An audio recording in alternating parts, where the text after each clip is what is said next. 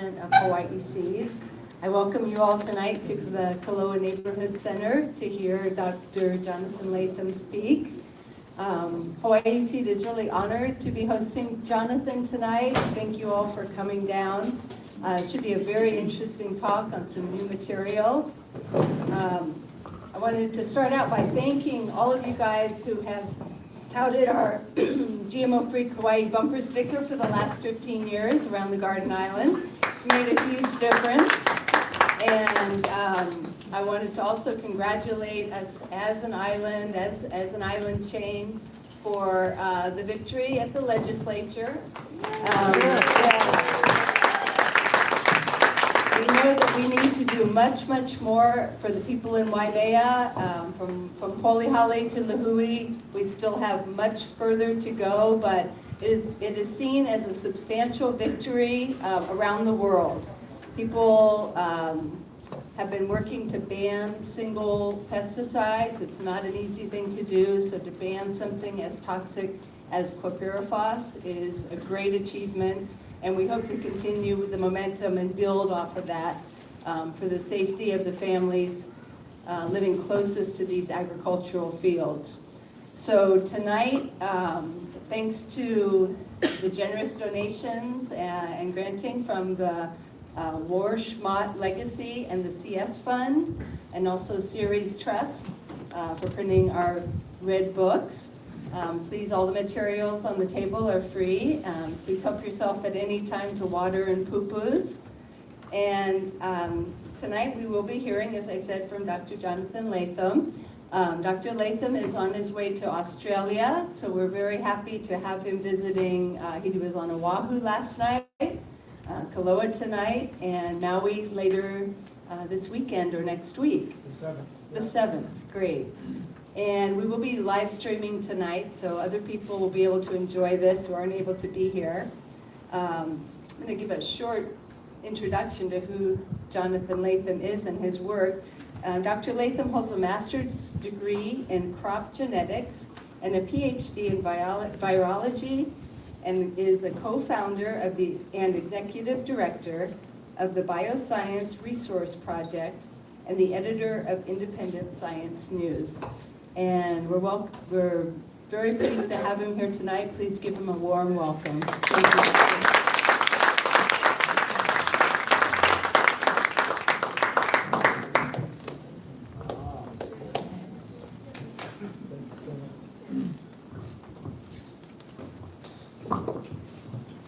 So thank you very much for that welcome. It's a super pleasure to be here on these islands, these spectacular islands, that are the epicenter of crisis, right, in our agricultural system and our understanding of science, and in many other areas. The issues that are manifested on these islands are kind of representative, right, of what's going on in our society as a whole. So what I want to do tonight is, we have a lot of research projects that I could go into. What I tried to do is give different talks on each of these islands, so that what I'm going to do is encourage people to go, and occasionally I'll refer to the talk I gave last night or the talk I'm going to give on Maui.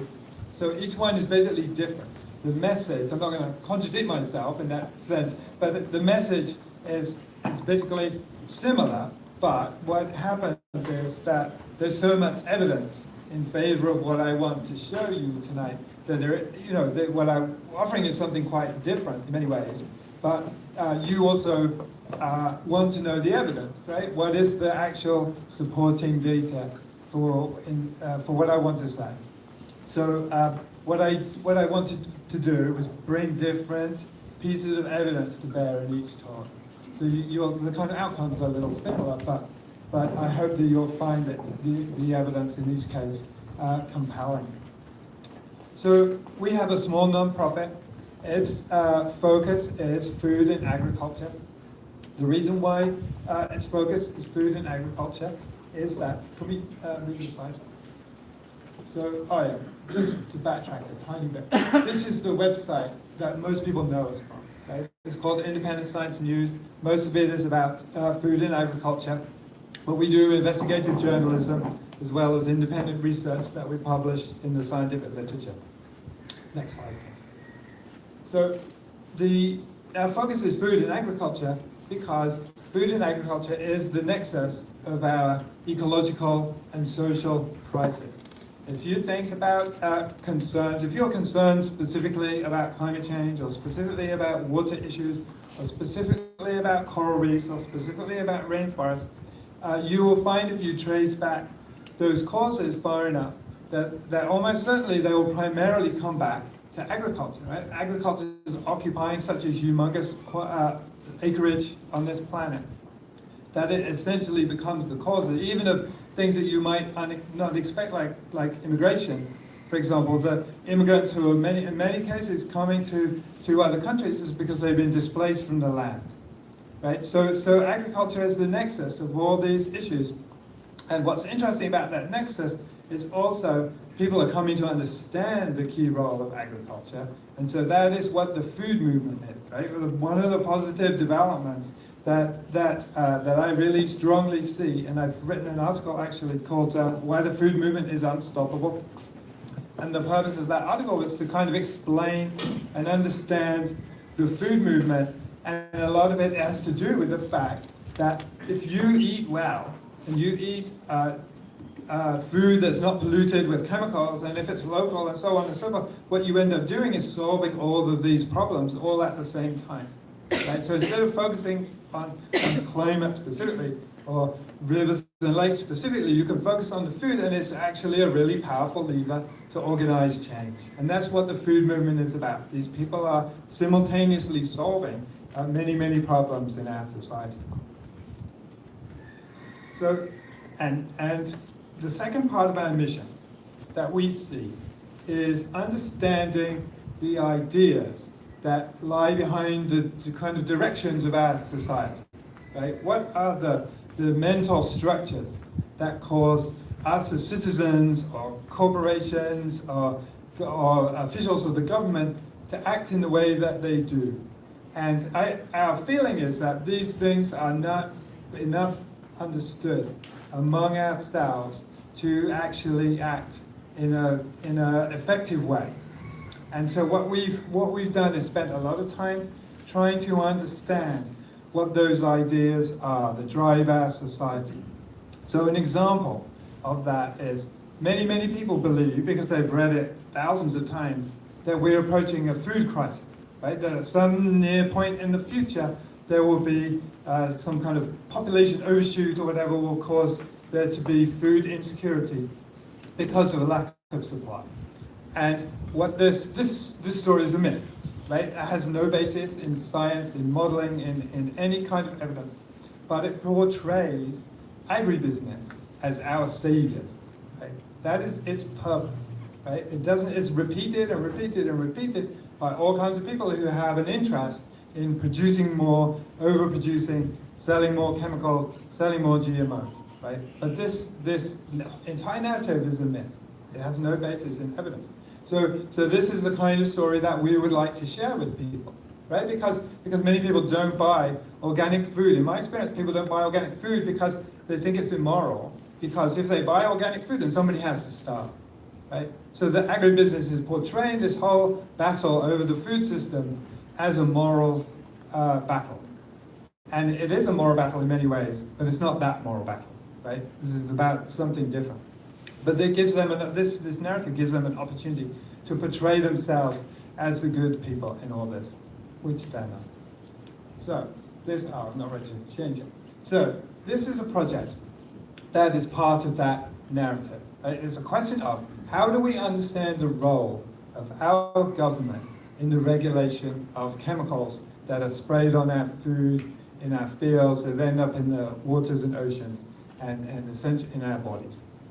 And so we essentially, this picture is Oregon, right? This is the backwoods of Oregon, and there's a lady called Carol Van Strom, who you'll see in a minute. She lived in those backwoods, homesteading, minding her own business with her 4 children and husband. And one day a helicopter comes over and sprays her. And this is 1974. Comes over and sprays and the children are sprayed, the animals are sprayed, the consequences are the fish die in the river, her children become sick, and you know, it's a very concerning event. But she doesn't worry about it too much, and until it happens again, right? The exact same sequence of events happens again, and she decides that there's no way this is an accident, right? This is what turns out. What was being sprayed on her was Agent Orange. So Agent Orange was commonly sprayed, right? Until she played a big part in its ban, was commonly sprayed in the woods of the United States, and basically at the end of the Vietnam War, the chemical industry didn't know what to do with all this Agent Orange, so they brought it home. And so she embarked on a kind of an odyssey to try to understand what the EPA knew about that chemical and what, or those chemicals, sorry, because Agent Orange is a mixture of 2,4-D and 2,4,5-T. So she wanted to know who knew what and when about the toxicological consequences of those chemicals. So she starts sending in Freedom of Information Act requests. She starts asking questions of legislators and so on and so forth. And she works with other non-profits.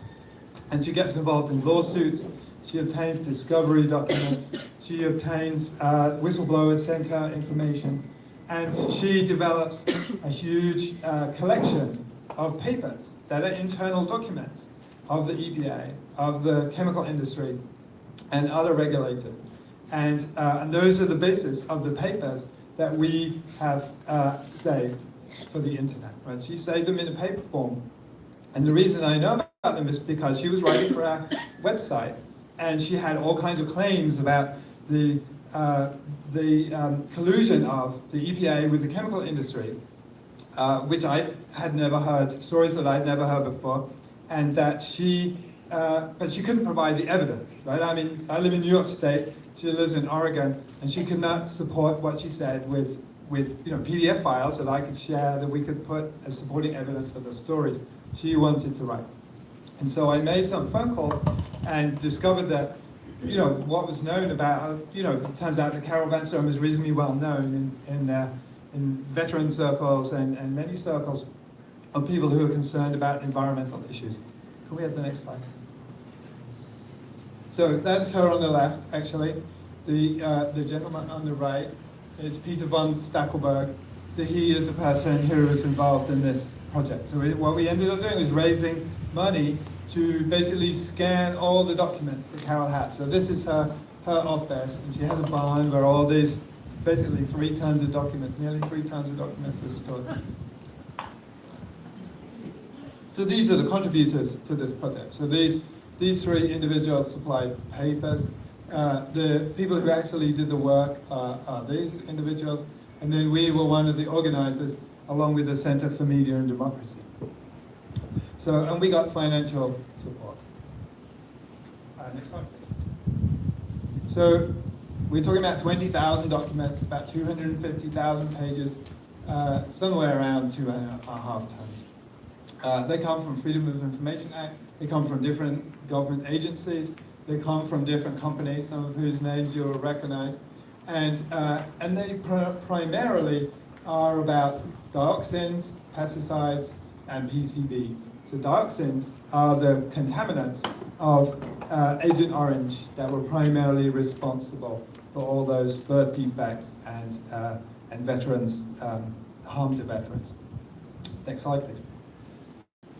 So, and this is the website of the poison papers. And you go to this website, and then it will take you to another website called Document Cloud, which is basically a repository of all these documents. And you can search that website, and if you want to search your island or your least favorite chemical or whatever it is, you can go and do that.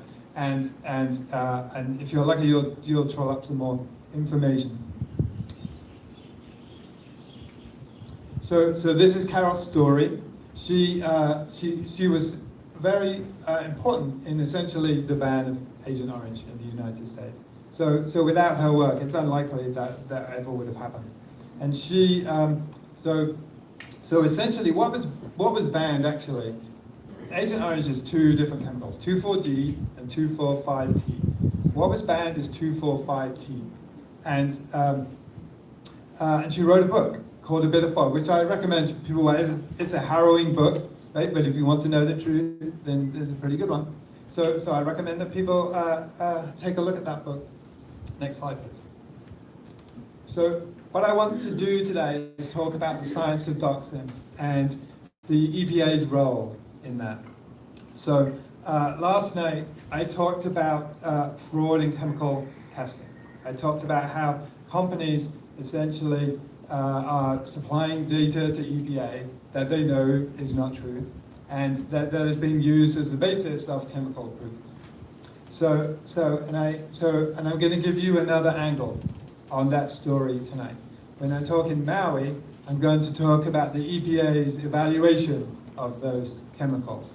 Right? So there's a kind of a long process that takes years that it goes through, in which there's evaluation of a chemical. Starts with the production of the chemical, then it goes to the testing of the chemical, then it goes to the evaluation of the chemical by the EPA.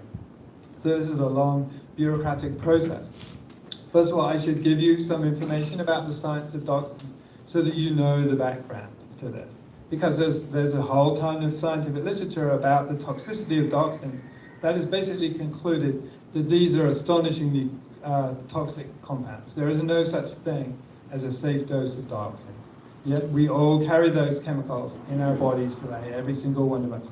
Everybody on the planet has been contaminated by these chemicals. These chemicals basically do not break down. The only thing that breaks them down is sunlight. And essentially, one of the experts that I talked to about dioxins, he basically said to me, we're just waiting for dioxins to be buried in the sediments of the oceans and so forth, because there is nothing at this point that we can do about the ones that have already been made. And so dioxins, this is the chemical structure of dioxins. They are produced as the byproducts of burning when you mix carbohydrate molecules with chlorine. So basically, if you're a chemist, you'll recognize this as a very stable structure. This is essentially, if you take burning through to an end point, apart from if you burn something really, really hot, then it ends up in very simple molecules. If you burn something at just a kind of medium temperature, what you do is you accumulate in that chemical reaction stable products. And dioxins are stable products. And so these chemicals, which are basically composed of two different benzene rings that join together, they are quite stable products. And there's a whole family of chemicals. This is 2378 TCDD. So TCDD stands for trichloro-dibenzodioxin. And there's a whole family of these depending on where the chlorine molecule ends up. So a chlorine molecule could end up here, it could end up here, here, here. But also there can be, each one of these little nodes can be chlorinated or it can not be chlorinated. So that gives you a whole range of slightly different molecules which essentially accumulate in these chemical reactions. And the kind of chemical reactions that they accumulate in are ones, for example, this is the herbicide 2,4,5-T. If you imagine two molecules of 2,4,5-T stuck together, what you end up with is dioxin. So essentially, in the manufacture of 2,4,5-T, depending on the conditions that you use, you will end up with more or less quantities of dioxins. So these products are produced anytime you have carbon and chlorine. So don't burn PVC, right? Because PVC ends up burning. It ends up in the smoke, right? So and the first scientific description of the toxicological consequences of dioxins were produced in 1957. And these researchers showed that ingestion of dioxins gives a rash, right? A sort of bumpy rash. I'll show you some photographs of in a minute. And the other thing that you need to know about these chemicals is they're lipophilic. What that means is that they accumulate in your fat, right? If the only source of fat on this planet is living organisms, right? So it means that chemicals that are lipophilic will all migrate into all the living organisms on this planet. right? So they end up there. So they accumulate in the food supply. So if you eat organisms that have fat in them, then you will basically likely take up most or all of the dioxins that are in that organism. And that's how they accumulate. You basically accumulate them over your lifetime. And the only organism, by the way, that feeds higher up on the food chain than a person is a baby, right? When you breastfeed that baby, they accumulate your dioxins. Next slide. So, the official, what I gave you is the scientific understanding of dioxins that we have at the present. This is very different from the chemical industry understanding of dioxins and the EPA's understanding of dioxins, judging by their statements and actual public action. The chemical industry believes that dioxins do nothing other than produce a rash, right?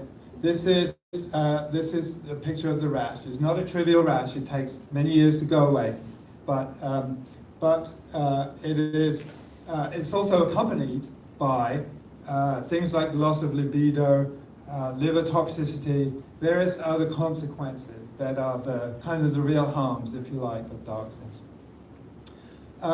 The EPA, right, basically does not regulate dioxins. They do because they're not made, in part because they're not made deliberately by the companies. Basically, EPA is in a position to pretend that they don't exist, right, legally speaking. Next slide, please.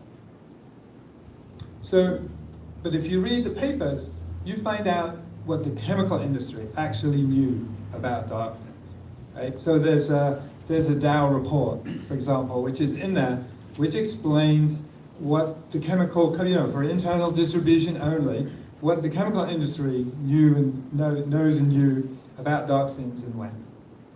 So already in the 1880s, it was known that chlorinated chemistry resulted in chemicals that were bad for people. That was kind of a law in the chemical world. There were people doing wacky things in the 1880s with wood and coal and whatever, and they knew that if you mix chlorine in there, you were likely to become sick.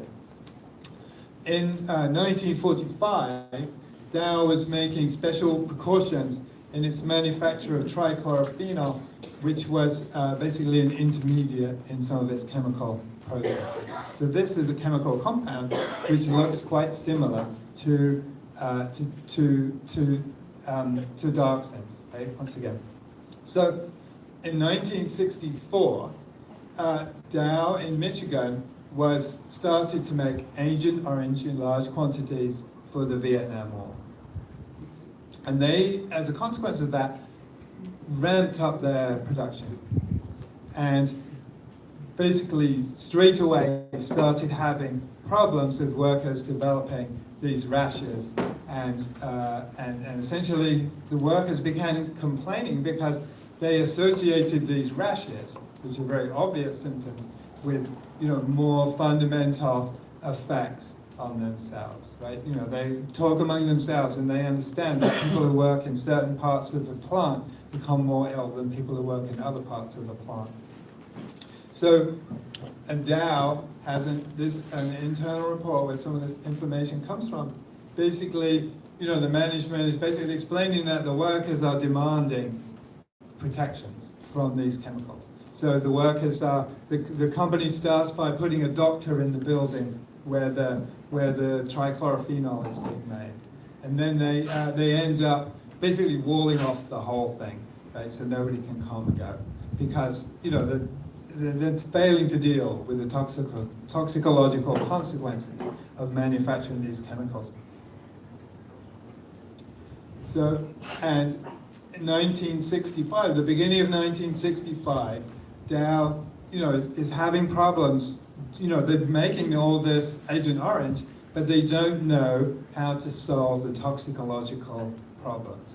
And so they write to a chemical company, Boehringer in Germany. So Germany is kind of the mother lode of chemistry, right? The kind of all the best. It was considered for a long time that the best chemists come from Germany because that's the country where the Haber-Bosch process was invented, and these highly respected chemical companies come from. They're the people who supply the world's chemicals in many ways. And so they write to Boehringer and they say, you know, we've got this toxic chemical, and can you tell us anything about it, right? It appears to be a contaminant of the production process, and we have, you know, we want to know more about the conditions. They wanted to know more about the conditions under which the toxic forms were produced, right? Because, you know, you've got an option of running your chemical process at high or low temperatures and with different solvents, or with, you know, there's many choices to be made in manufacturing these chemicals, and you have basically, you know, they changed the process to ramp it up, and that was when they were having all these problems with workers becoming sick. And the answer they get from Boehringer, so they have, basically this is the notes of a telephone conversation. And they send this letter back to Boehringer and say, can you confirm that this is the contents of the telephone conversation? Because Boehringer speaks in German, for example, so there's a little some communication difficulties here. And what Boehringer tells them is that actually these chemicals are too dangerous even to do research on, right? They're basically saying, you know, we did not want even our research lab people to be exposed to these chemicals because they're so bad. So, and the same Dr. Mertz had told Dow in an earlier conversation about what he considered to be the extraordinary dangers of these chemicals. Okay? So what the context of this is that the chemical company industry tends not to worry about toxicological consequences, but even these people think that these are extraordinary compounds. So what Dow does is they start testing the products of other companies, right? This is Monsanto's, right? In this letter, it's Monsanto's identical product. Is it also contaminated with this toxin?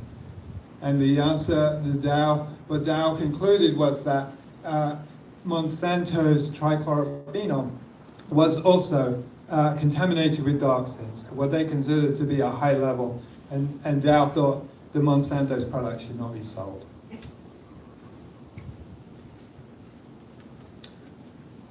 And here's a little description, internal description from Dow of the nature of their concern. So I've just copied here on the left. Okay, for some of these slides, I wanted to just write up what's written in here in case people have trouble reading it.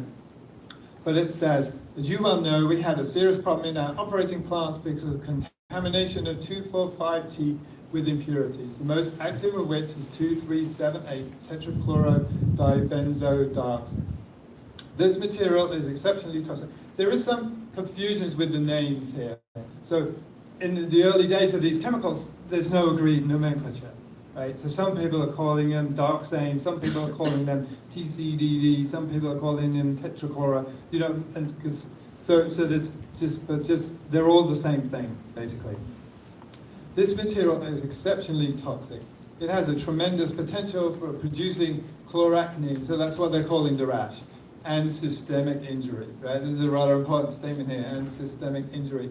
It is present, if it is present in trichlorophenol, that is the product, it will be carried through into formulations that are to be sold to the public and also used in the war.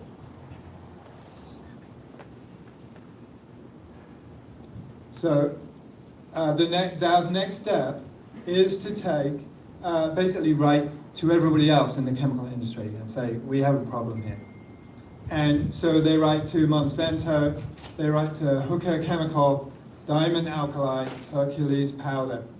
These are all other companies making and selling herbicides and especially products derived from trichlorophenol.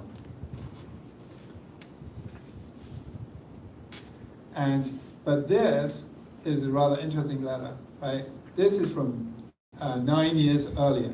It turns out that you didn't need to write to Monsanto to tell them about this, right? They already knew. So this is the medical director, and they have already gone through the same process. They wrote, in this case, to BASF, right? Another German chemical company, about an accident that they learned about in 1950. Right, so we're now 12 years earlier. So, and the notes of this conversation are, that I'll read them out, about 10 days following the incident, and after initial cleanup. So this is an important statement here. They've already done quite a bit of cleaning down and wiping up of this mess. Dr. Ertl, I imagine is the pronunciation, was asked to expose animals in the workroom atmosphere. Rabbits in open wire cages were placed in the symptom operating area for 24 to 48 hours. There were no obvious symptoms which developed in the animals until 1 week after exposure, when they died. Autopsy showed liver necrosis. Ertl thought there might be virus infection or some other cause for death until he exposed additional animals in the department, others in cages suspended inside the supposedly cleaned areas, and some in the adjacent department. All died within 1 to 2 weeks following exposure. So it seems like wherever you put your animals, they died anyway. Subsequently, animals placed in the cages, which had previously been in the department, died of liver necrosis. So even the cages were too dangerous for those animals to live in. So Monsanto already knew, okay? So, and they're calling it dark sand at this point. So this is after Monsanto receives Dow's invitation to join a chemical company meeting. And they take they look at the letter from Dow, and they write, their dioxane compound must be a potent contaminant. Very conceivably, it can be a potent carcinogen, right? So nobody's discussed carcinogenicity at this point. We therefore will never know how close we are to having another epidemic of nitro, right? And we certainly don't want to go through that again, is what he's writing here to a colleague. So this is Monsanto's medical director. He's writing about a chemical accident that happened in 1949 in Nitro, West Virginia. This chemical accident is famous. Can we go to the next slide? So the reason it's famous is that when Vietnam vets basically sued continuously Monsanto and other makers of Agent Orange, and the government was accumulating evidence about the toxicity of Agent Orange, essentially all the data was toxicity of dioxins towards animals, right? So loads of people had tested the safety of it towards rats and rabbits and mice and all kinds of animals, but no one knew the toxicity towards humans. And the defense of the chemical industry became that there may be all these toxicological consequences to animals, but the health consequences for humans are unproven and may even not exist. So, and the evidence for this statement came from 3 studies that were done in Nitro, West Virginia, right? Because these were Monsanto workers who worked at the plant when they had the accident, right? So they were exposed workers, and Monsanto, and the authors of these papers, right, who were basically, at least one of these people worked for Monsanto, right? Monsanto is the author of these papers. And they entered the scientific literature, and they became the basis for their legal defenses against the complainants of Agent Orange, because these papers show, they claim, that there are no human health consequences of dioxin. Now, we now know that in court cases, Monsanto accepted later that these studies were actually fraudulent. And what is interesting about that letter that I just showed you is that it demonstrates that they knew that in 1956. The medical director had a perfect understanding that that accident had led to carcinogenic consequences, and he says we don't want to go through that again. Right? There's basically an admission of that fact. So, what becomes interesting in this story is, what does EPA know, right? Because they're the people tasked with protecting us from these kinds of accidents. So Dow, V.K. Rowe, he's the person who wrote the invitation to the chemical companies to come to a meeting. Quite a few years later, right, they inform EPA of the health consequences of their contaminants. And this is, HEW is actually the organization that pre-existed before the EPA was formed. The EPA was formed in 1970 by Richard Nixon, right? The HEW was one of the organizations. So basically they took the chemical testing departments of USDA and HEW and a couple of other institutions. They took those and they used them to form the new EPA.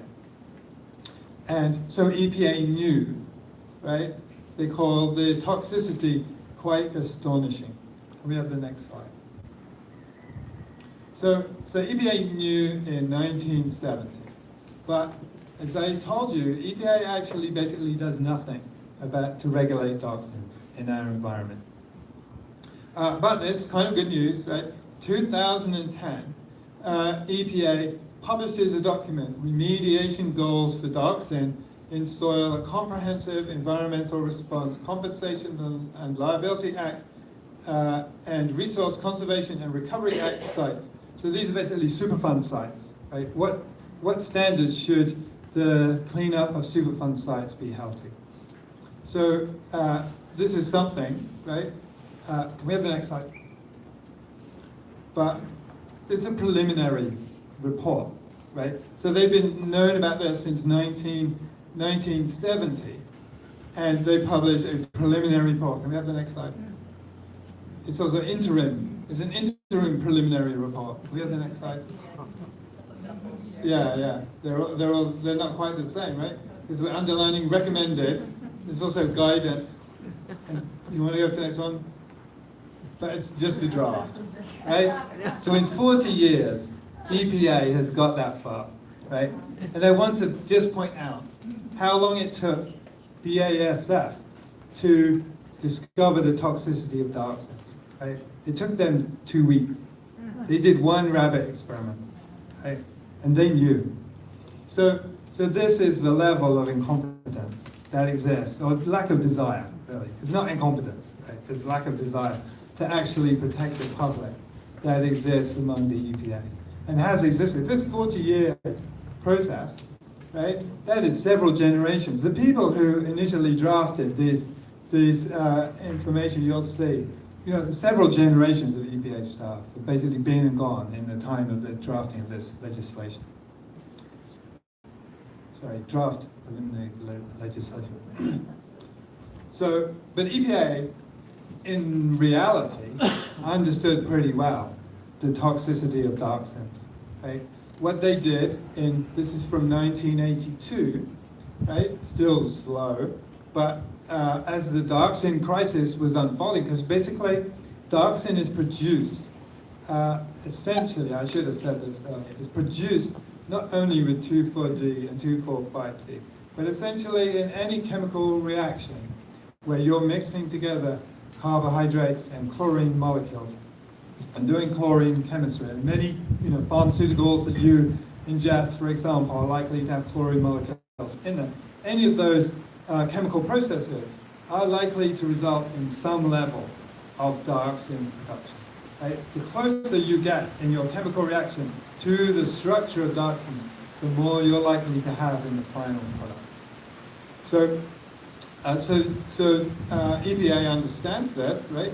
So they set up a series of working groups. This is the chlorinated dioxin working group. This is the dioxin sources working group.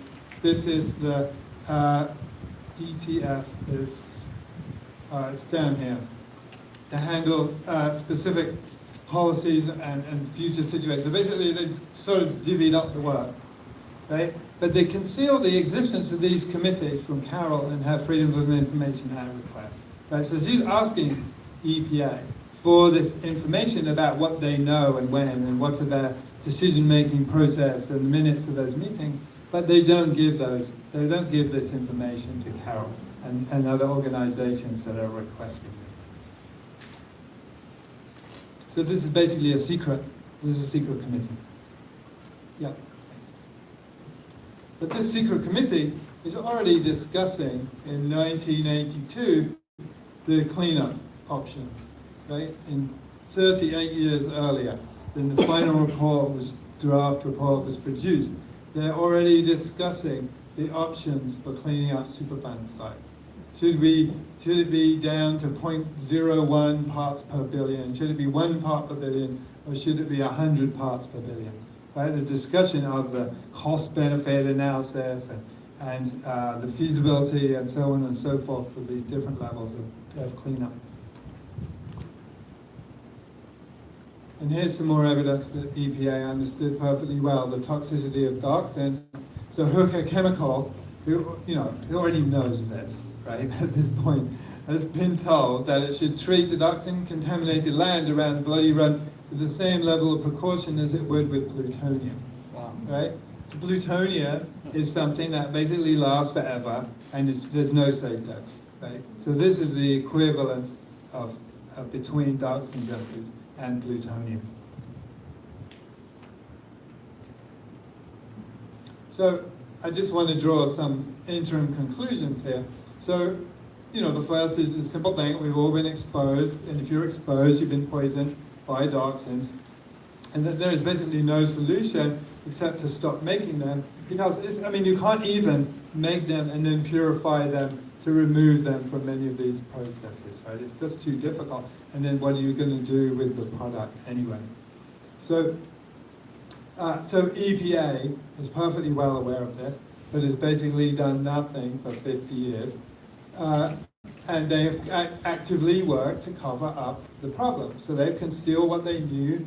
They also did various other things. Congress at one point mandated a national dioxin study, which EPA attempted to derail. They also, they took samples. When Carol and her friends basically became concerned about dioxin concentrations in their environment, EPA sent out people to take samples, and when they came back with positive results, EPA said, well, basically we don't trust that method, right? And that's what they told people. The absurdity is incredible, right? You trust a method if it gives the answer you want, which is there's nothing, and you don't trust it if it gives the answer that you do want, right? That you don't want, rather. Okay. So why would you ever do any sampling with a method that whose results you didn't trust? Right? But it's this is kind of something that drags the whole conversation out for years. So, and here's the postscript was that 2,4,5-T was banned basically successively. So it was removed from the food, banned from the food supply, and then from different uses, and finally completely in 1985.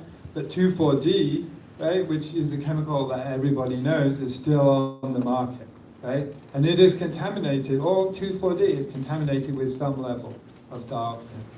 And depending on where you buy it from, or the timing of which you buy it, and so on and so forth, I recommend that you don't buy it from China. I recommend that you don't buy it from India if you have to spray 2,4-D. I don't think anyone has to spray 2,4-D, but if you feel that you do. And I also would like to point out that many of these issues are agricultural ones, right? In terms of the framing that I offered you at the beginning about many of our issues come back to agricultural ones. For the issue of dioxin is in many ways an issue of agriculture. Right, next slide. So I want to change to a slightly different analysis. So last night I taught quite a bit about failures of chemical testing. So what the papers demonstrate is that there were very extensive failures of independent testing laboratories to be honest and competent. And the papers also document very numerous and extensive failings by EPA to evaluate the toxicological consequences of the data that it was offered. So I'm going to quote from some letters written by senior EPA toxicologist Adrian Gross of the Hazard Evaluation Division, who is famous for for exposing what's known, I talked about it quite a lot last night, called the IBT scandal, in which he basically took it upon himself to visit one of these independent testing companies because he detected the likelihood that this chemical testing company that tested a third of all chemicals used in the United States, including Roundup and atrazine and so on, was basically delivering fraudulent results. And what happened was, when he went to visit that that independent testing laboratory, they called the police on him, right? And he discovered, he basically, you just had to walk in there to realize that they were not conducting adequate scientific experiments. So he's kind of famous for that. But what it means is that we have strong grounds for trusting his descriptions of what is going on inside EPA. And I think the truthfulness of these documents speaks pretty well to themselves. So just a quick overview of the business of chemical testing. So the chemical industry, in the very early days, the chemical industry would do its own testing. And in some of these examples, from the late 1970s, they still were doing their own chemical testing and giving the results to EPA. But by this time, there was also a network of chemical testing laboratories that were nominally independent. So these are some of them, and the names I've mentioned of these are because they've all been convicted at some point of fraudulent testing. So essentially what happens is, a chemical company makes a new product. They send it to a chemical testing laboratory. They probably will already have done their own internal testing, but they will send it to an independent lab. That independent lab will test it in a chronic study on rats or mice or whatever they're asked to do. And then that information is then passed to the chemical industry, and then a summary usually is sent to the EPA. And the EPA sometimes, or maybe not, will ask questions about that summary. But EPA, for the most part, does not even see the original data. Next question. Next slide, sorry. So I want to talk about an insecticide that's widely used these days, and the documents describe in detail the approval of that insecticide. So it's an important insecticide in its own right. It's also was the first member of the pyrethroid insecticide family. So pyrethroid insecticides are originally the original versions of plant products from chrysanthemums. But these are chemical company synthesized versions. So you can see the very fact that it has chlorine molecules on it tells you this comes from a chemical company and not from nature. So similar products, respermethrin, cypermethrin, quite common products that you can buy in Walmart or Costco or wherever. The trade names are Nix, Biomist. The uses are widespread, so people are starting to use them a lot on their clothes against ticks, widely used in agriculture. I was watching a movie made about Kauai, made by Hawaii Seed, just a couple of days ago, and they showed a picture of a field, and in the corner of the photo was a yellow sign explaining what was being sprayed, and the product being sprayed was permethrin. So it's used all over the place. And it was approved in 1982 at this level of, this is ADI, stands for acceptable daily intake, what you're allowed to eat every single day and no harm will come to you. And the toxic effects of these types of insecticides are basically considered to be neurotoxicity. So many pesticides are neurotoxins because insects are susceptible to neurotoxicological consequences. So in the case of permethrin, the EPA received 7 long-term studies from 3 different manufacturers, companies who wanted to make this product. And they all submitted separate data sets. And one of them was initiated from an independent testing laboratory, and that was called Biotechnology.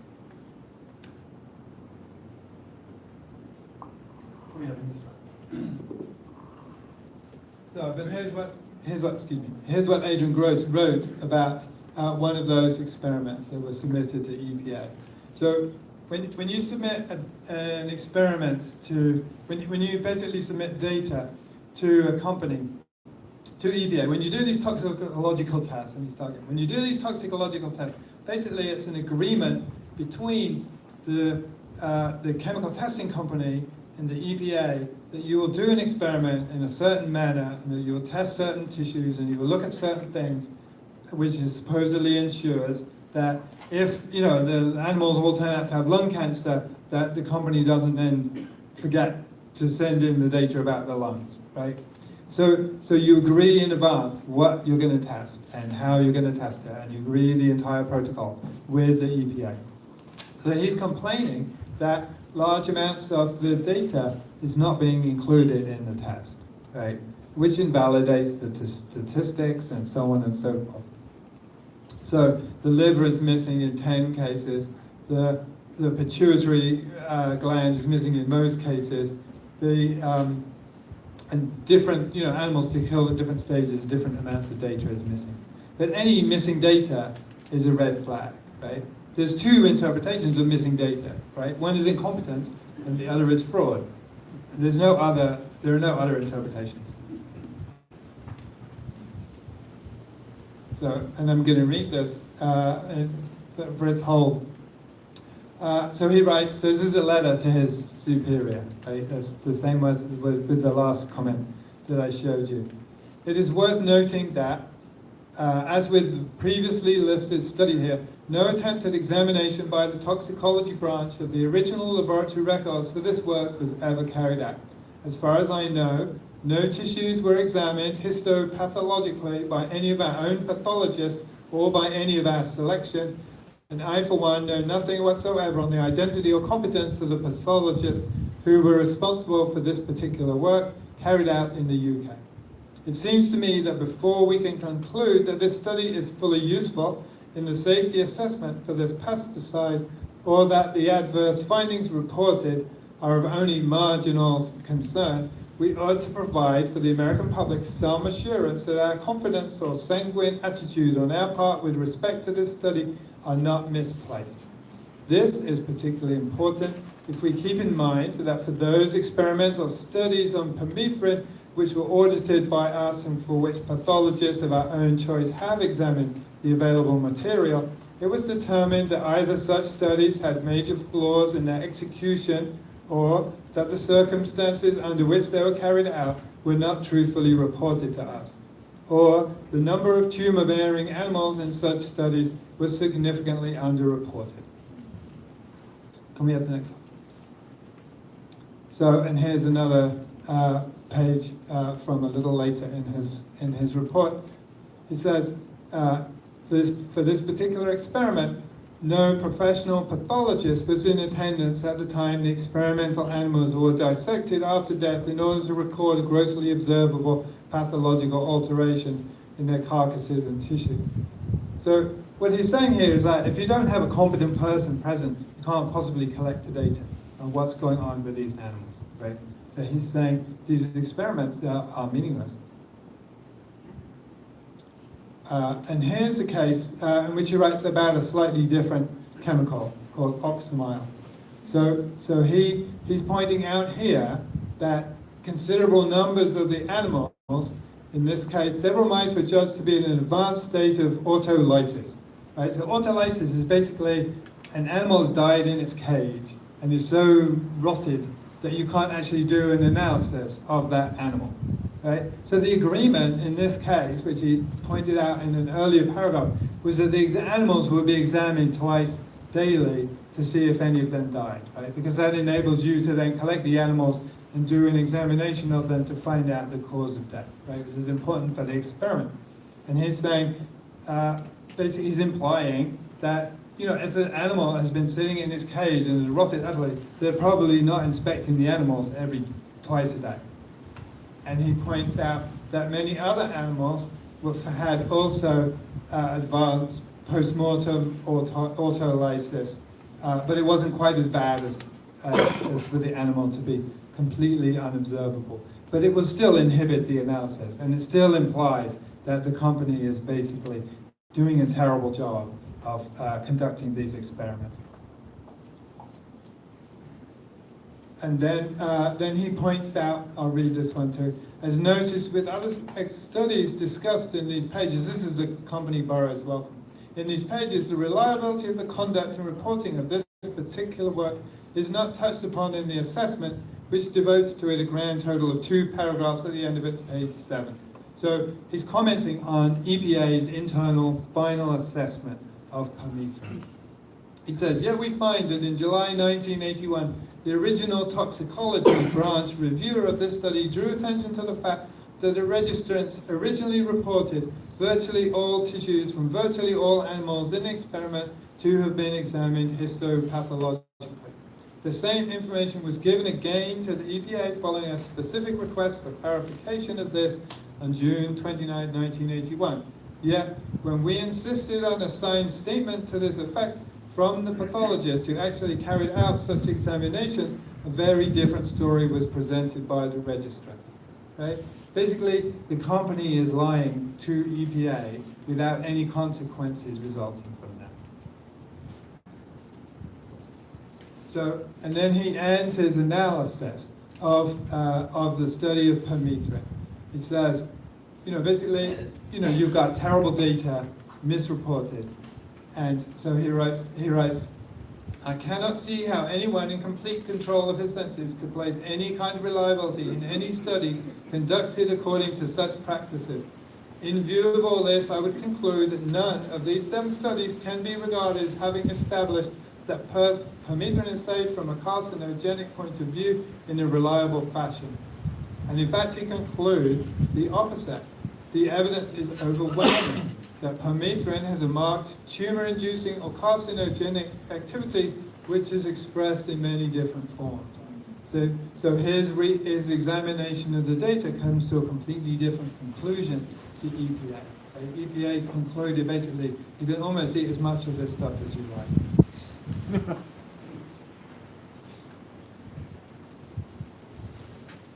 And he does a recalculation based on his own estimations of what would be the consequence of actually eating what EPA thinks you can eat.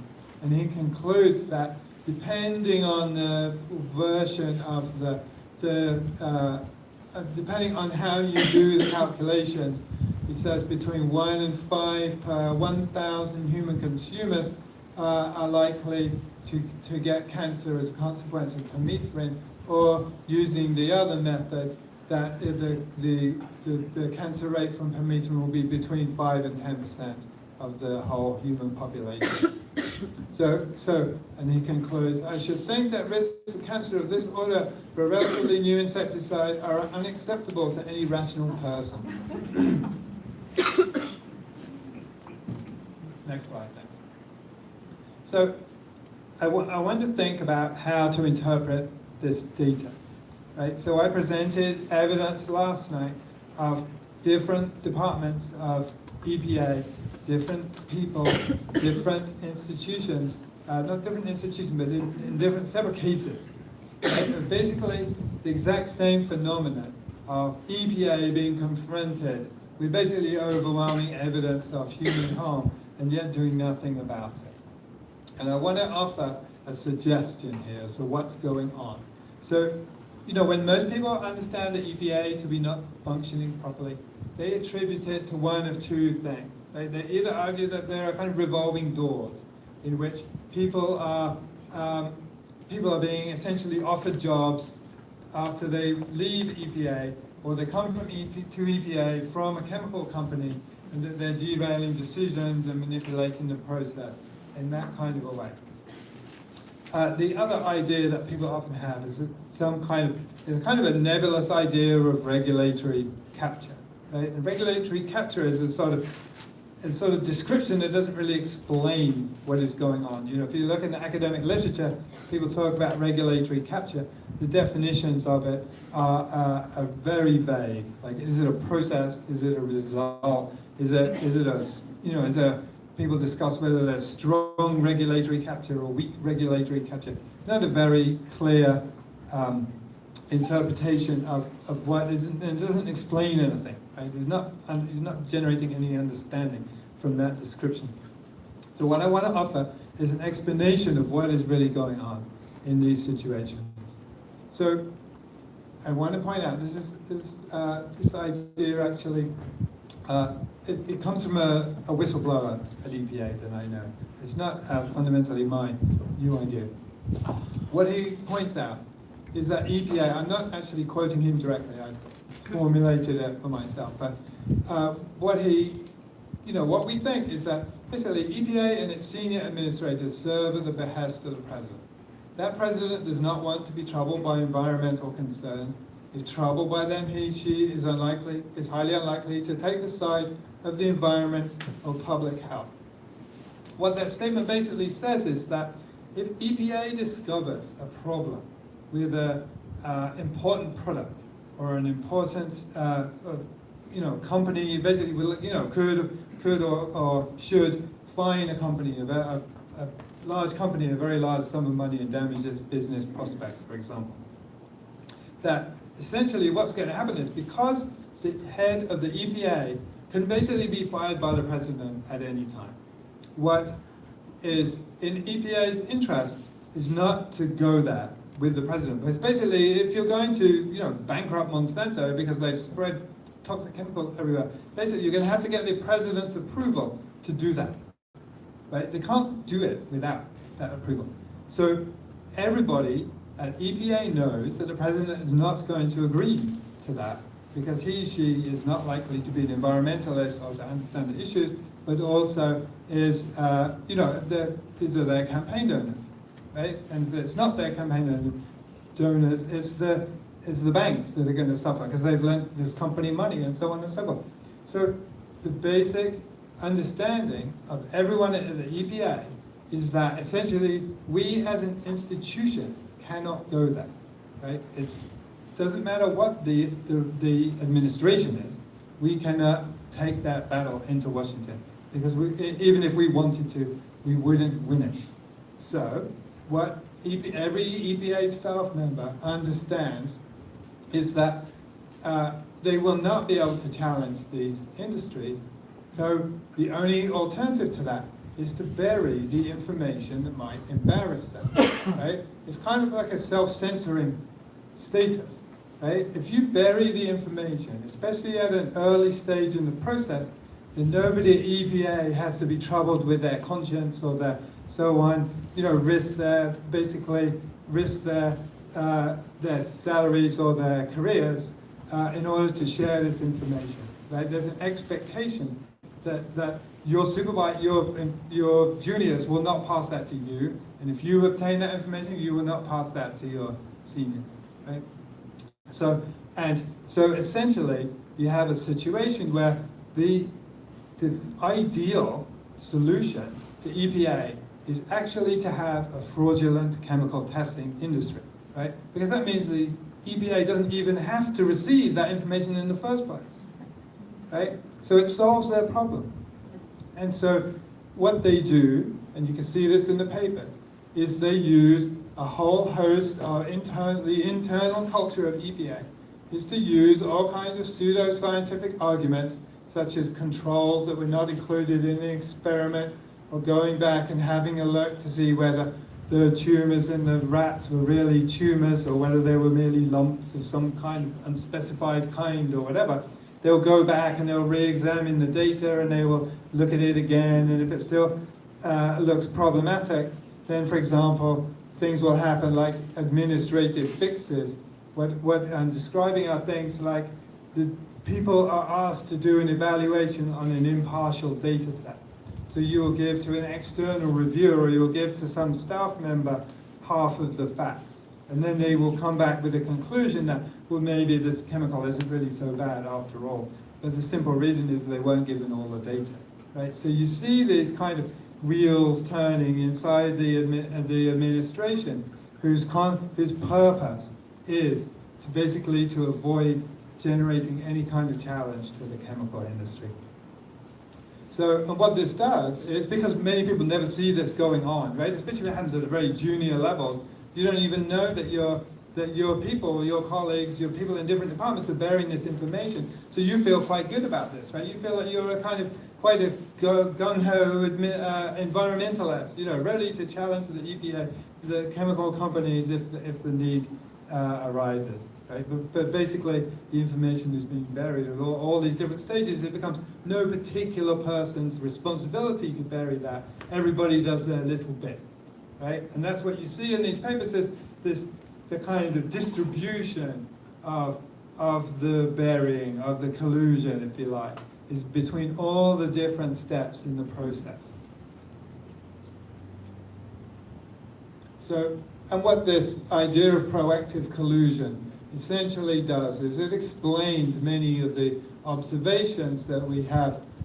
For example, I go to regulatory conferences and I see people at the EPA and they're super comfortable with the people from Monsanto and from BASF. And part of the reason is that the people from Monsanto and the people at BASF, they're supplying them with the logic, the arguments to actually basically bury the data. If you physically can't bury it, then what you do is you come up with kind of pseudo-scientific arguments. And the companies spend their time coming up with pseudo-scientific arguments.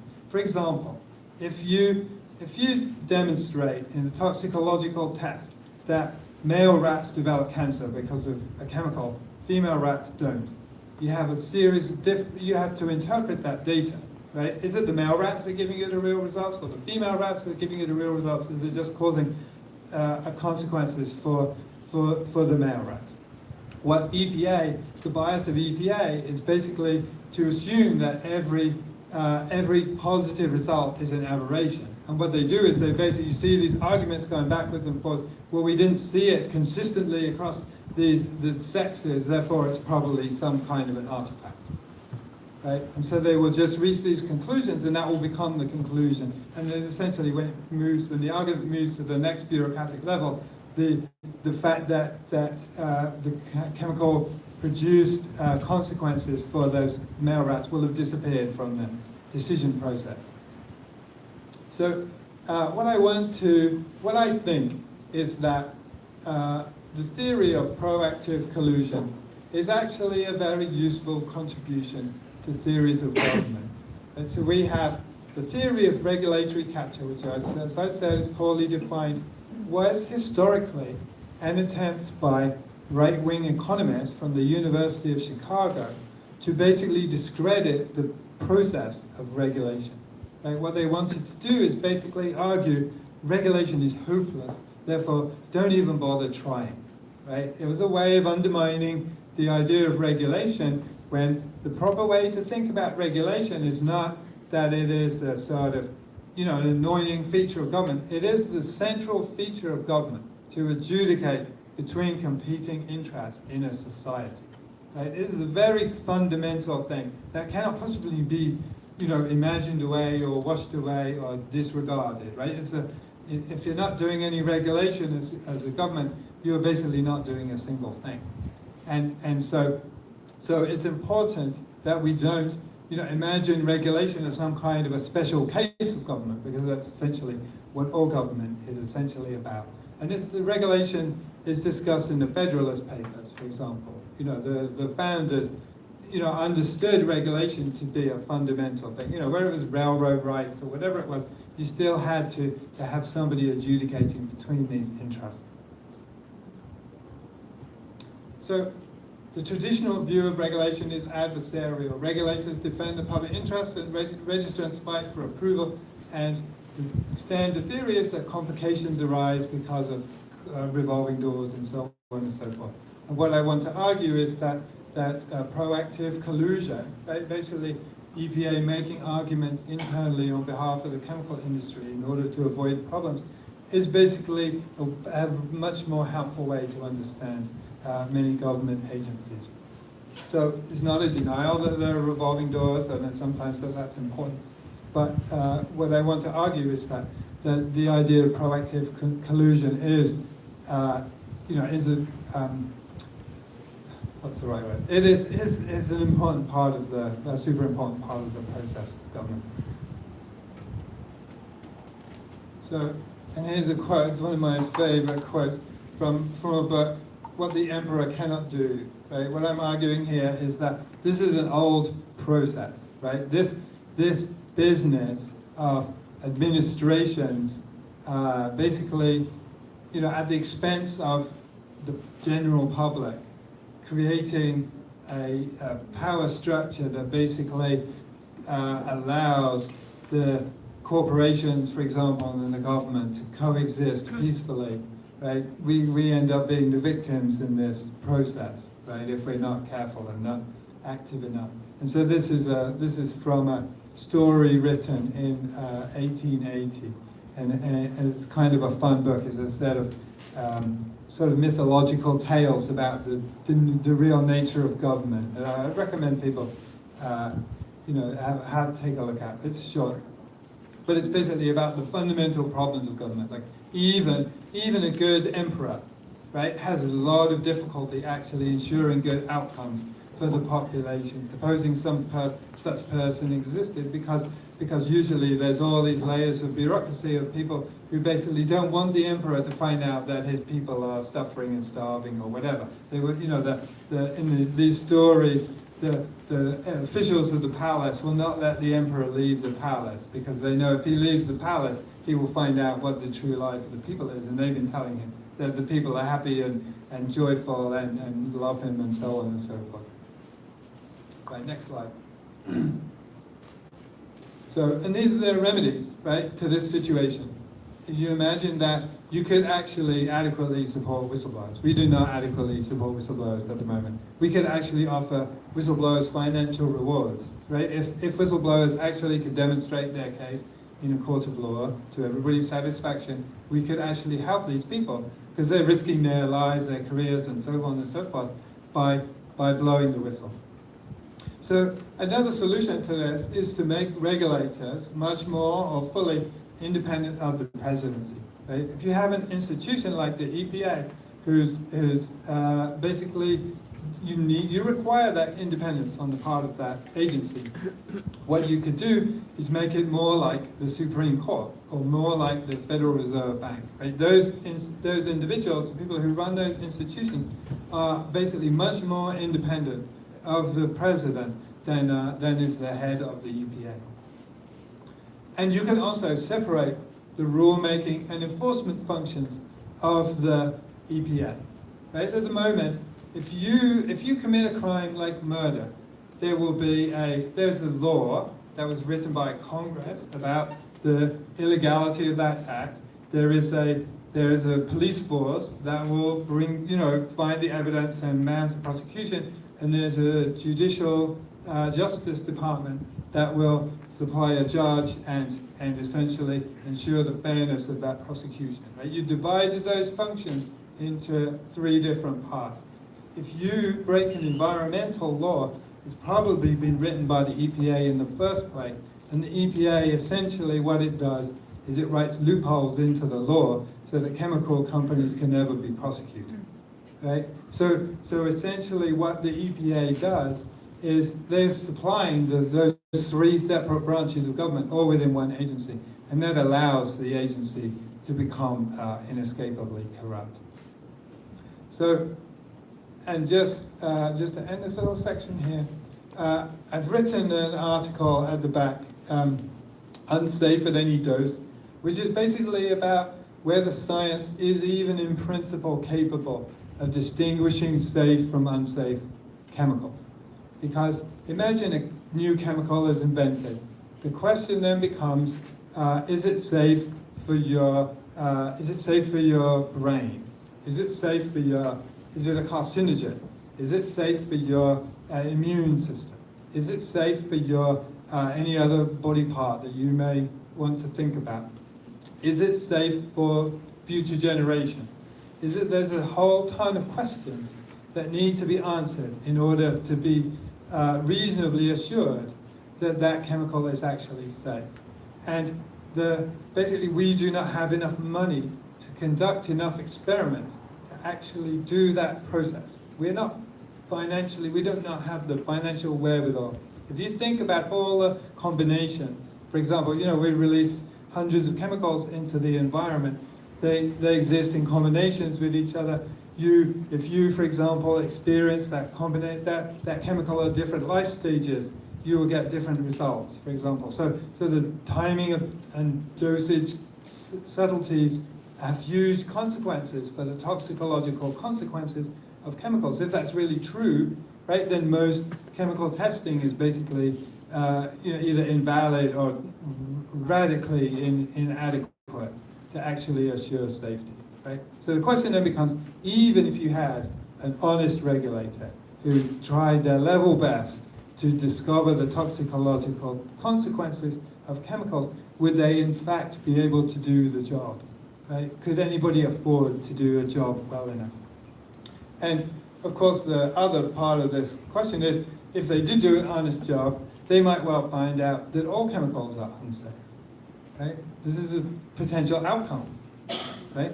And we don't, we have scientific evidence that suggests actually that is the case, right? That essentially there's virtually no such thing as a safe chemical. All of them have some effect on you at some point in your life cycle, for example.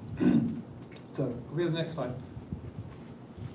So I want to talk very briefly, how are we for time? Because I can, 8 o'clock, we're going to carry on for a bit. We're nearly at the end. So, sorry about that. So I want to talk just very briefly about genome editing.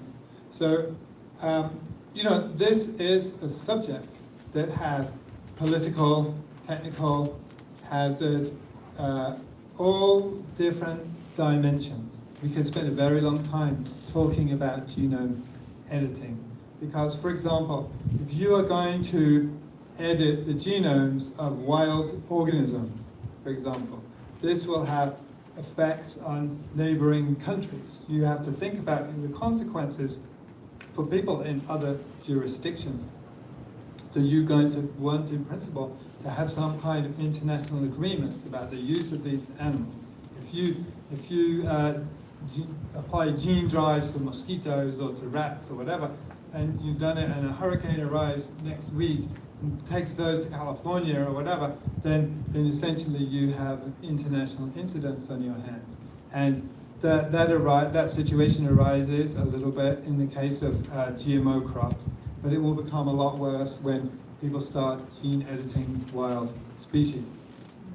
So I could also talk to you about the technical details of gene editing, and I would like to, but there's a little too much, not enough time tonight. The issue of hazards, risks, and concerns are very real, in my opinion, but the problem with genome editing at the moment is that, for the most part, we do not know what companies are doing with their genome editing and how they're doing it, right? So there's two aspects to the safety issue of GMOs. One is the method that's used to do it, and the other is the consequence that it has for the organism. And it's difficult to separate risks into those two parts. And so, but we don't know much about either. In the case of genome editing, there's a good chance that companies will basically be able to produce edited organisms without passing through any legal barriers at all, right? And that means that if they're not labeled either, then we will not actually know what's going on. So, but we have public relations and media blitz that I'll talk about in just a second. There are patents and commerce, interesting issues of patents and commerce. For example, gene editing is often sold as a backyard thing. There's people who are interested in going it alone with engineering their goldfish or whatever it is. But they will run into the problem of patents, right? If you're basically using Monsanto's, so it will be somebody's proprietary technology that you're using, and that you will have to you're likely to end up paying them royalties. So it's unlikely that the little guy is going to become a winner in this game.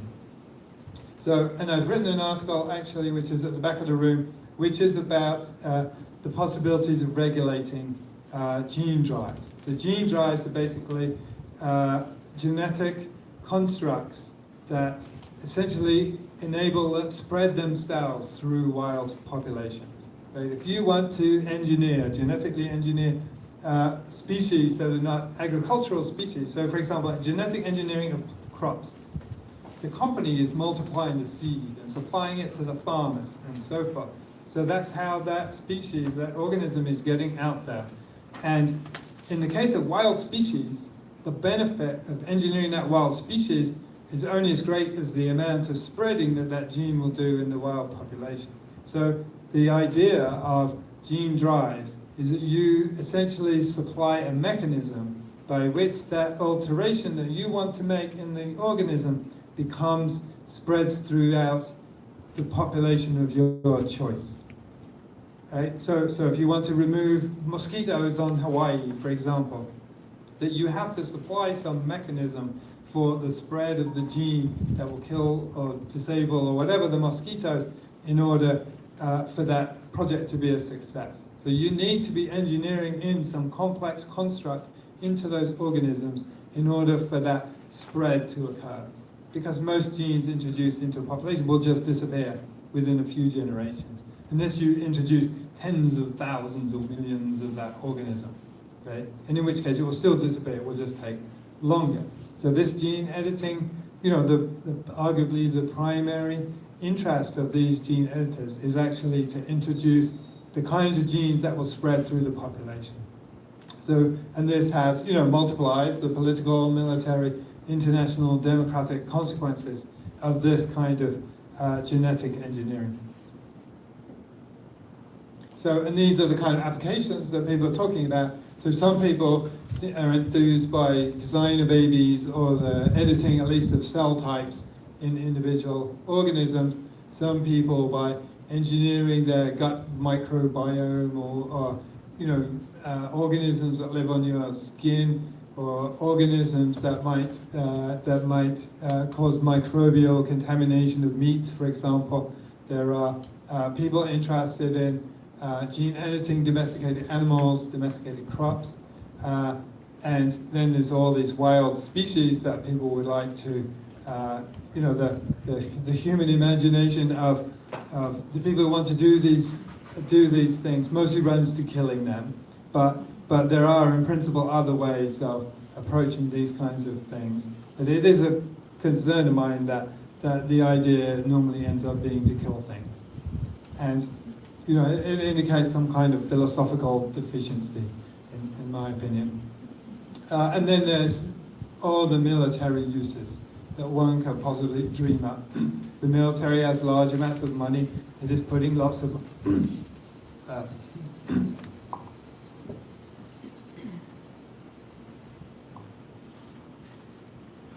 it is putting large sums into gene drives and other forms of genetic engineering. They had a report, as they call Underwater Allies, that was produced by DARPA. So that's the Defense Advanced Research Projects Agency. And they have, you know, idea of genetically engineering, you know, dolphins or octopuses or whatever it is to somehow help them in military situations. So there really are people putting large sums of money into some rather crazy schemes at this point. And, you know, I think it's really all, to me, as a biologist, hugely concerning. Thank you. Next slide, please. So the language around gene editing is really interesting, right? So it's sometimes in articles it's called tweaking, sometimes it's called editing, with the kind of inference that this is sort of copy editing. You know, you're making these tiny changes to these organisms, and there's an interesting kind of a disconnect between, you know, the enthusiasm which people are taking up for these projects, and how they're talking about, you know, the wild improvements that are going to be made, but the actual rhetoric around specific actions is we're just going to be changing tiny little things. Right? How is that? There's an interesting question. How do you square that circle? Right? If you're making these tiny changes, why are you expecting these tremendous advances in that technology? And we can discuss that maybe if there's time for questions. But so it's not only the metaphors around gene editing that are misleading, right? If you want to understand gene editing, you need to understand that we do not have the physical capability of doing any of the things that are actually shown on this, except with the exception of this one. There is no enzyme that can basically target DNA at an exact specific place and cut it and induce a single base pair change. There is no such thing. But gene editing as a rhetoric implies that there is such a thing. Right? So this is basically, this is the media, public relations people, basically kind of doing the biotech industry's dirty work for them and positioning this technology as relatively harmless. We used to call, before the latest iterations of gene editing came along, we used to call this kind of technology gene targeting. And gene targeting has more of a kind of connotation of, kind of damage to the DNA, of shooting at things, of not necessarily quite hitting your target, and so on and so forth. And that was a more accurate description of what is being actually done in labs. But this gene editing metaphor is kind of a nice one for sort of quieting down people's concerns about what's going on. So it's a very useful metaphor. And in the same way that we didn't used to talk when I was a genetic engineer, we didn't used to talk about genetic engineering. We used to call it plant transformation. And plant transformation has the same kind of hubristic connotations as genetic engineering, but it doesn't have that kind of control element to it. Right? And that vocabulary was also discarded in favor of the genome engineering metaphor, when engineering of an organism is actually a wildly inappropriate description of what's really happening if you change the DNA of an organism. And we'll go into that in just a second. So, and I wanted just to end up, talk about the mechanisms by which the kind of, this is the most talked about method of genetic engineering, of genome editing rather, and this is called the CRISPR-Cas9 system. So CRISPR is the same thing as this guide RNA. It's a piece of RNA that matches onto a target in the DNA and it causes a cut, right, in this piece of DNA. And the cut is not a very precise one, so what you end up with is quite a few base pairs missing from this sequence. That's one of the reasons why I say gene editing is not actually possible at this point. But essentially, what happens is that the cell eventually repairs this piece of damage caused by this molecule. Now, what I wanted to do, what I talked about the other night, last night, was essentially what I wanted to do was explain organisms as systems, right? That an organism is not a robot. It is not a genetically determined piece of flesh. It is not, DNA is not a control, essentially a sort of organism that is not a molecule that issues instructions, right? It doesn't tell your organism how to be. Essentially, an organism is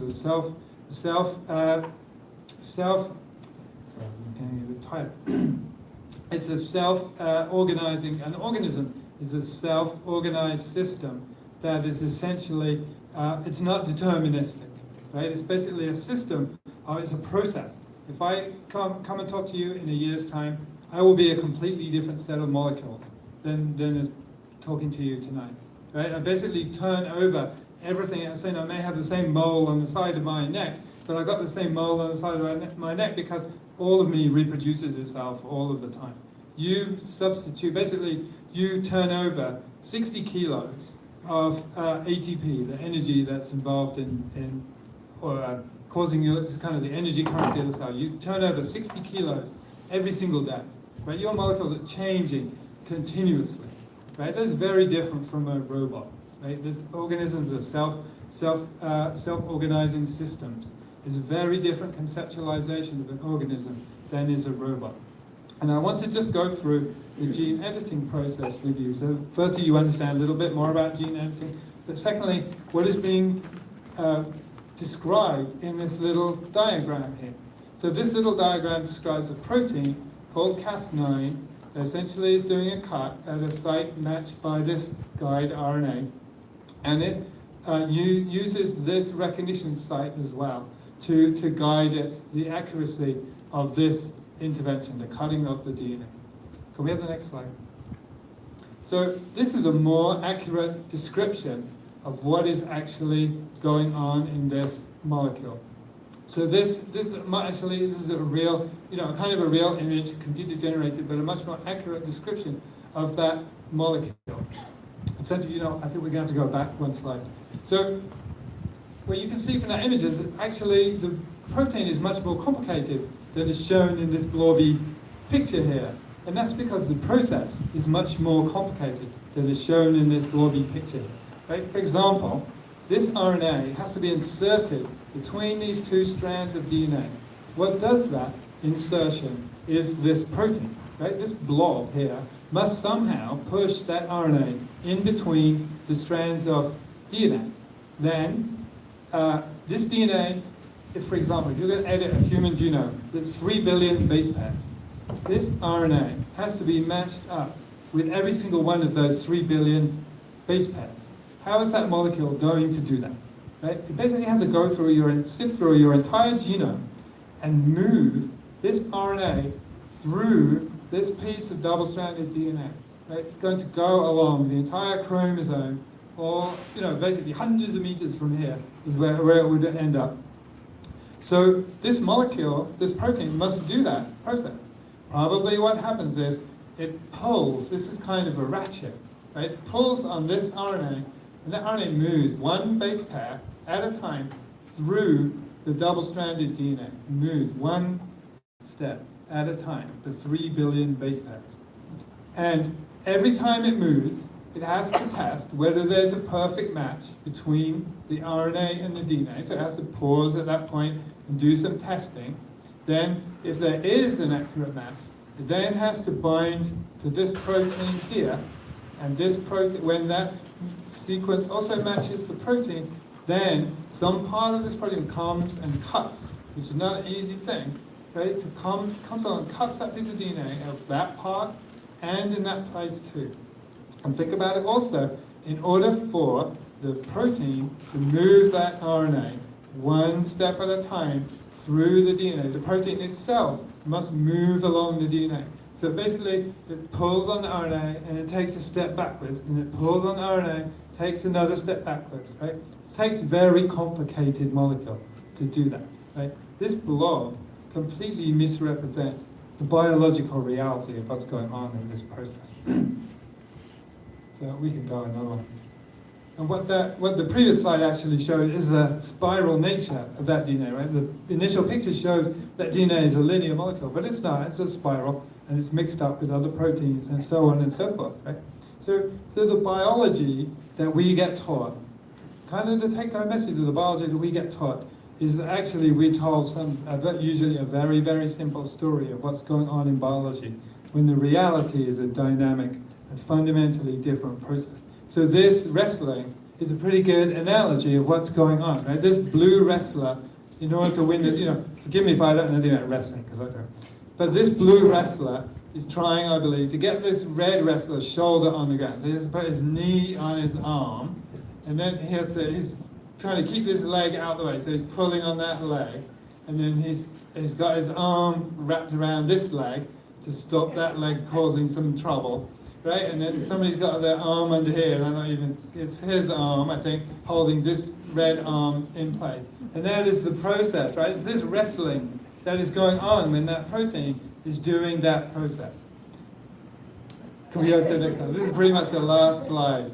So this is what the protein more accurately looks like in real life, right? What you have is a whole series, like a wrestler is made of levers and muscles and joints, right? Proteins have levers and muscles and joints, right? These little spirals are the levers, right? So you've got this rigid structure here.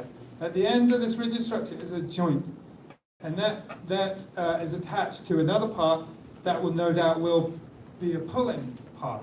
So basically, this whole series of proteins, in order to do this thing, it's basically doing these kind of yoga motions. It's like going from, I don't know how many people here do yoga, but it's basically going from downward dog into you know, cactus pose or whatever it is, and then into warrior 3 or whatever. It's doing this huge complicated thing in order to move that protein, that RNA rather, through the DNA, pulling it, stepping it back, pulling it.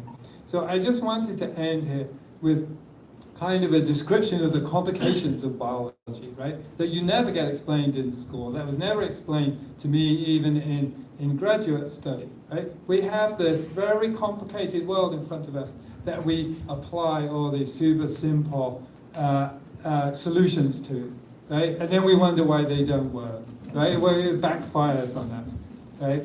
And so I just wanted to end with that point and encourage you to watch the talk that I gave last night and also the one in May, because each talk was going to basically be fundamentally different. So I'm just going to, I think this is the last slide. I just want to thank our volunteers, and I realize I've gone on well over an hour.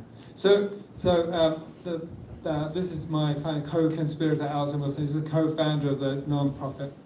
And these are board members and various volunteers that we've had currently or over the years. And I would really encourage you to visit our website, especially this one, Independent Science News, which has essentially analysis of the food system and so on and so forth. So I'm sorry for going on so long. I probably should have stopped before we got to gene editing and so forth. But I'm very happy to answer questions if that's helpful. In regards to the last stop, so it's a matter of flow for life with down to that level. It's a matter of movement, and just like in yoga, it is like about flow. Mm-hmm. The energy flow, is that like for health? Mm-hmm. I'm asking on a Yeah. DNA level. Yeah. Is that what you want? You want things to be like moving? You know, we don't really know, right? We study these processes using electron microscope. All these processes are studied mainly as flash moments, kind of fossilized, crystallized, right? Those are crystal structures in which somebody has basically examined that protein at a single moment in time, right? And if you could crystallize it under different conditions, and you could see what its structure looked like in a different part of the process. But people rarely do that. I do have a great video that you can find online. If anybody wants to watch a great video, if you Google the F1, F0 ATPase, and there's a bunch of videos online.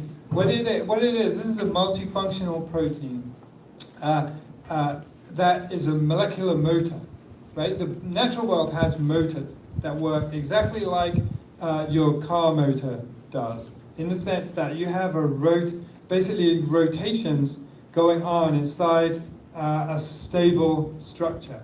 So it's basically a turbine, right? This is the energy generating molecule of the cell. And it functions, basically, it's turning a gradient into energy. And the gradient is of hydrogen atoms. And essentially you can see that the molecule basically moves around it's exactly like a turbine, right? Stuff goes up through the middle that causes it to rotate. Say it again, F1. F1, F0, ATPase. So ATPase means the enzyme that makes ATP, and ATP is the energy of the cell. But essentially, we don't know too much about the dynamic nature of the cell, really. What we can make guesses, in a sense, as to what must be going on. But you have to, in order to make good guesses, you have to understand this very subtle, moving, kind of process. Like your own body is a great analogy for how a protein functions, probably. That's why, I was interested in the wrestling picture, because, the system is full of water.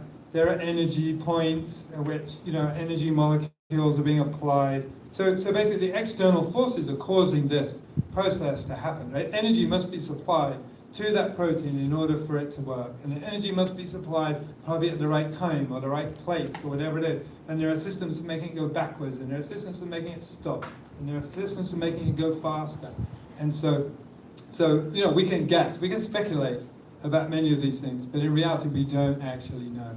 But biology is presented, we present ourselves as being static organisms. Right? This is why I discussed last night about basically there are organizations like the Rockefeller Foundation who basically turned biology from being the study of whole organisms into being the study of molecular biology, right? Which is the study of very, very small things.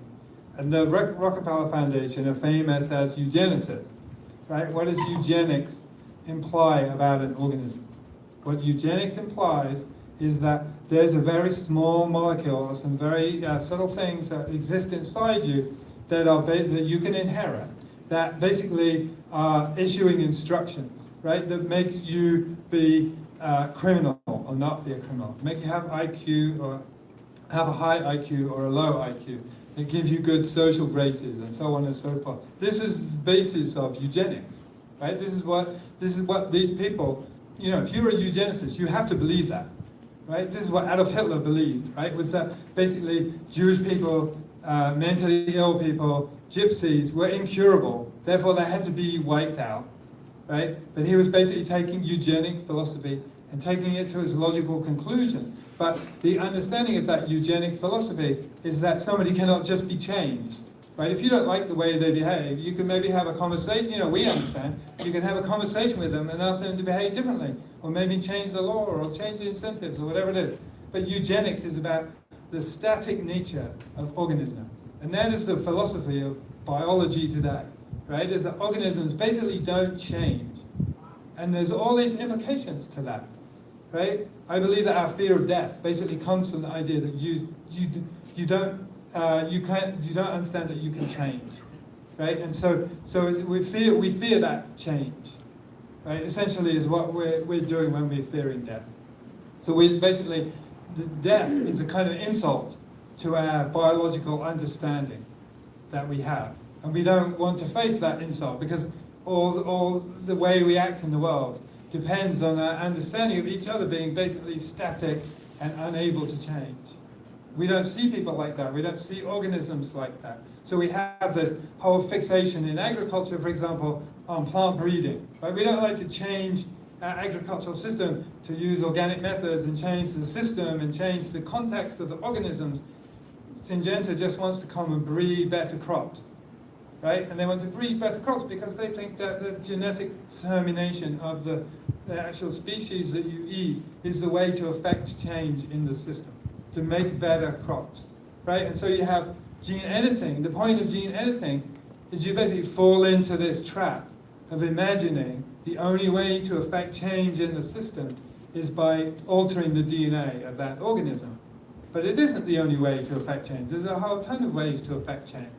But the reason for the enthusiasm, right, around gene editing is the idea that many people in government and big business and so on have, is that it is the only way to affect change, right? That's why they're so excited about it, right? So when I said, why are they talking about tiny tweaks when they expect such a humongous benefit? We're told that if we reject gene editing, we're rejecting progress and improvement of all these different systems, that we're rejecting all these wonderful benefits that are going to happen. Well, if the paradigm is that that's the only way to affect change, that's the logical interpretation of the benefits of gene editing. But the paradigm is wrong, right? The paradigm, organisms basically don't work that way. You cannot just change the DNA of an organism and get achieve all these tremendous outcomes, because DNA is not the only source, only causation that exists in organisms, right? Basically what our society does, we privilege DNA as an explanation of biological change, right? We basically think that DNA is going to do all the work for us that we would rather not do in our social policy or our law or our education or our communication with each other.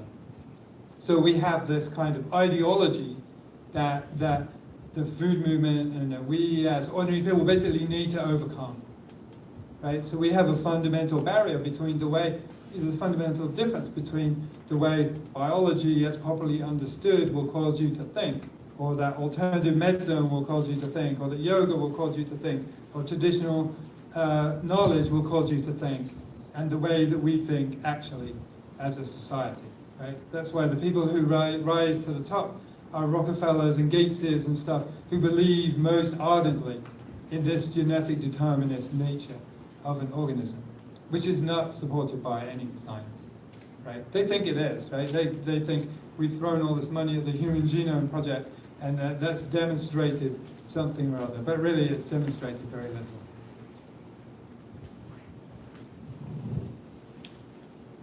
You know, in all of this, it kind of makes me think that there's a playing around with DNA, genes, you're altering things, thinking in terms of you're going to make things better and changes. But you know, the ultimate consequence is you have no clue what you could be affecting and what balance you could be throwing off. And we could end up, I mean, kind of like in a sci-fi movie, into something, some organism that is like we've never experienced, or even a human being that's affected by all these changes in the DNA and the genes that, who knows, we might end up with something horrible. So what do you do then? I mean, do you just go throw up your hands and say, oh, mistake, and let it go wild and kill people and so forth? That's really dangerous. And I don't see the point in doing that because we're not God. We can't change things and think that it's all good. If we were God, yeah, because we know all of it will be good. We're not. So when you're doing these things scientifically with very little knowledge of our brain, of our makeup, of the causes of diseases and stuff, you know what? This is going to be the end of humankind. I mean, if you continue in that direction, I fear for humankind because you have no idea what you guys are getting into. You have no idea what kind of balance you're changing. You have no idea what could happen, right? Yeah. So why are you doing this? It's crazy. I mean, if you think of organisms as self-organizing complex systems, the word I was struggling to find earlier, the self-organizing complex system means that if you make a change to it, you don't know what will happen next, right? The organism, you can kind of, you know, biologically, you characterize that as an insult, right? You change the organism, and two things could happen. For example, one is that the organism just returns to its original state, and nothing, you could have no effect. The other one is that you can have a catastrophic effect on the organism, even from a small change, right?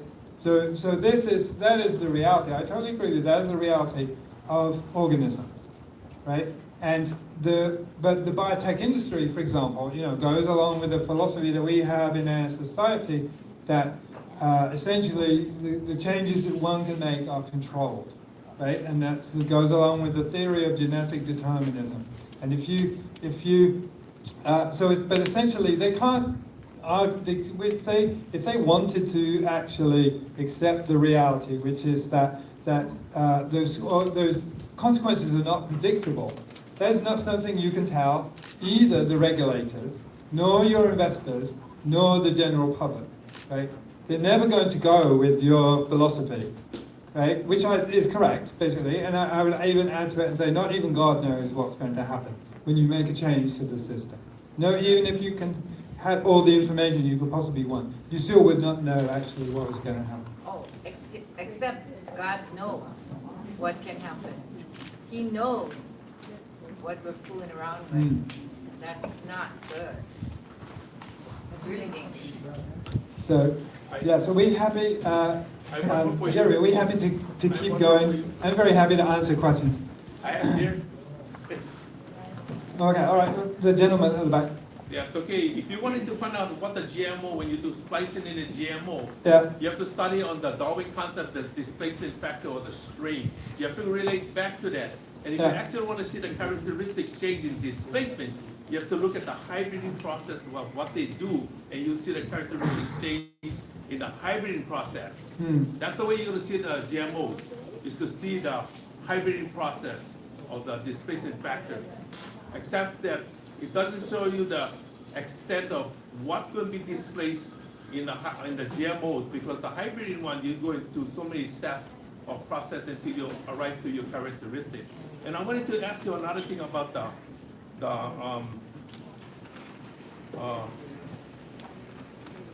I think, you know, on the dioxin, I believe they have found an accelerated propellant in the sense that, you know, to accelerate the metabolism to disperse in the system, because it's systematic and it's such a short-term duration to expire an organism, which is a very complex thing, yeah.